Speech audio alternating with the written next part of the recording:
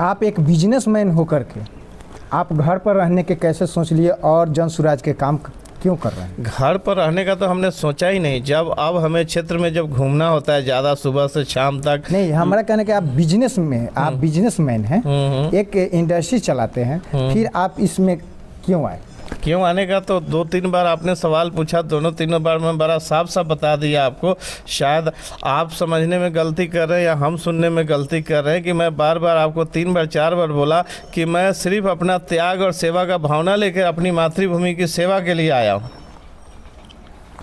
अच्छा, क्या ये चीज़ बताइए, इतने बड़े बड़े नेता हैं, क्या इनके सामने क्या आप टिक पाएंगे?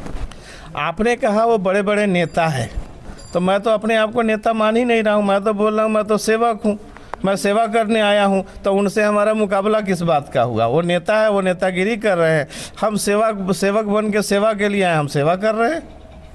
अच्छा, ये चीज़ बताइए, आपने जब फील्ड में उतरे, हाँ, तो जनता आप पर कैसे विश्वास करेगा, क्यों विश्वास करेगा? देखिए, जनता लगभग 55-60 सालों से भरोसा कर कर के परेशान है, और किसी न किसी के ऊपर तो एक बार भरोसा करना पड़ेगा। पहले जनता के पास विकल्प था ही नहीं, 2 ही विकल्प था, 2 ही परिवार में वो जकड़े हुए थे, और 2 ही विकल्प था, तीसरा विकल्प नहीं था।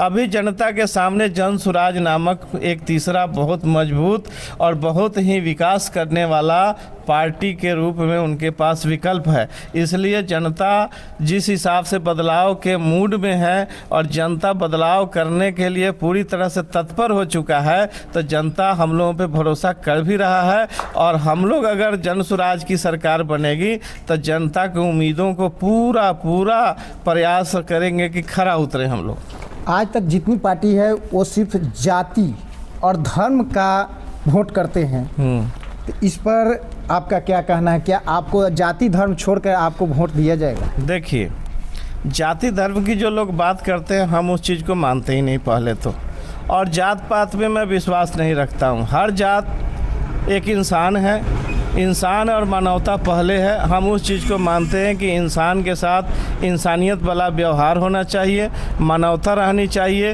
ये जात पात मजहबी बंटवारा ये राजनीतिक लाभ के लिए आज तक किया गया है, और मुझे चूँकि जात पात में बांट कर राजनीतिक लाभ नहीं उठाना है, इसलिए मैं इस चीज़ को मानता ही नहीं हूँ कि कहीं जात पात है और जात पात कोई मुद्दा है। इस बार सिर्फ विकास का मुद्दा है, और क्षेत्र में विकास और बदलाव का ही मुद्दा रहेगा।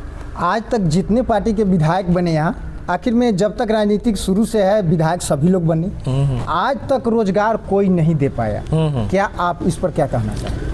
रोजगार नहीं दे पाया क्योंकि उनकी इच्छा शक्ति क्या थी नहीं थी ये तो वो जाने, उनके अंदर की बात जाने। तभी ना आज लोग जर्जर हालत में है, युवा बेरोजगार है, परेशान है, युवाओं को नौकरी नहीं है, या जिनको नौकरी करना है, घर का आमदन खर्चा चलाना है, उनको बिहार से पलायन करके हम जैसे बाहर जाके नौकरी ढूंढना पड़ता है, काम तलाशना करना पड़ता है। मैं ये कहना चाहता हूँ कि अब जो पीछे हो गया उसके लिए मैं जिम्मेदार नहीं हूँ।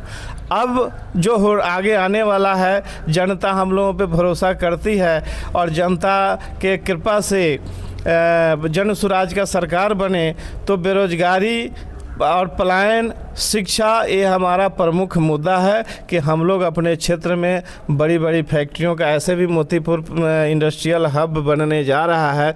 मोतीपुर में और अपने बरुराज विधानसभा क्षेत्र में इतनी फैक्ट्री लगा दी जाएगी कि उससे गवर्नमेंट का रेवेन्यू भी आएगा, लोगों को नज़दीकी रोजगार भी मिलेगा, और स्थानीय जो ट्रांजैक्शंस होते हैं, जो मुद्रा का सर्कुलेशन होता है, रुपए पैसों का लेन देन का कारोबार बढ़ेगा। इससे मुझे विश्वास है कि जन सुराज का सरकार बनते ही अपने क्षेत्र में बहुत ही खुशहाली वाला माहौल तैयार होगा। तो आप अवधेश गुप्ता जी का वाणी सुन रहे थे, तो आप लोग इस पर कमेंट जरूर करें और शेयर करें। अगर आप इसमें कुछ त्रुटि पाते हैं उस पर भी कमेंट करें। नमस्कार।